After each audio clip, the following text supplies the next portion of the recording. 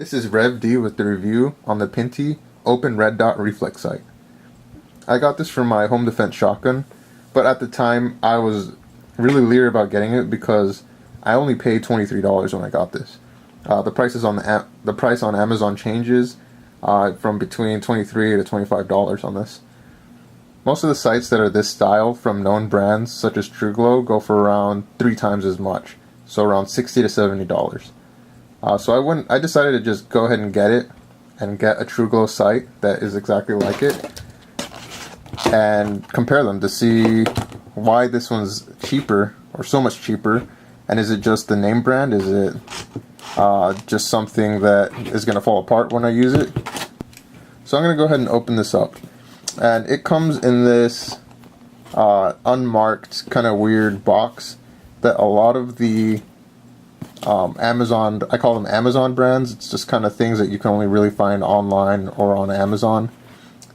They come in these unmarked boxes that are just really plain, really cheap, and I'm okay with it because as I've learned through buying a lot of things on Amazon, the things that come in these types of boxes aren't always complete garbage.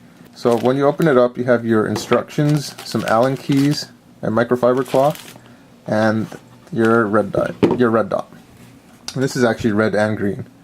So first impression is that it has a good weight to it. It doesn't feel like it's made out of cheap plastic or something. It's on the Amazon site, it says it's made out of aircraft grade aluminum alloy. Just look around the product. There's that mirror finish on the site. There's your selector for red and green, as well as the brightness control. Your adjustment right there and right there. And then your reticle selector. So like I said, it doesn't feel cheap. It doesn't feel like complete garbage. So let's go ahead and turn it on. This came with the battery already pre-installed. And let's have it go to red. So right here, you just flip this on. And there you go. So I'm actually going to focus this in. Alright, so I have it selected on a crosshairs version. Let's make sure that's up on the highest brightness for you guys, because I'm pretty sure that's how we're all going to use it. Alright, so that's actually a pretty good looking red dot. And let me go cycle through these. One's a little bit different. Let me just bring that in closer. So this one's kind of like a crosshairs with a little circle and a dot in the middle. This one's a dot in the middle with the crosshairs. That's a circle. And you can't really tell. Let me see if there's any way. There you go.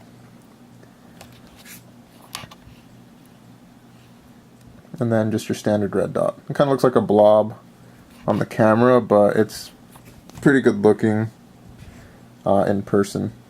So as I leave it on G, or the green selector, and I just put it up this way, and that'll just be on the brightest. So there, it's just a smooth roll. You know, when you hit the letter, it'll click. But it doesn't have like a clicking or anything there. Like other red dots, you'll click through 1, 2, 3, 4, 5, 6. I'll show you that on the TrueGlow.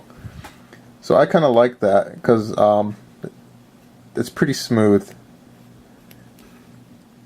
Alright, so let's bring it all the way over to R. I feel like these should be switched. This should be G and the other one should be R, because most of us, I believe, will just go through to the highest brightness. But alright, so there's the green dot. Let me refocus here so we can see that clearer, how you'll kind of see it in person. And the red dot is a good size. And like I said, it's hard to tell on the camera here.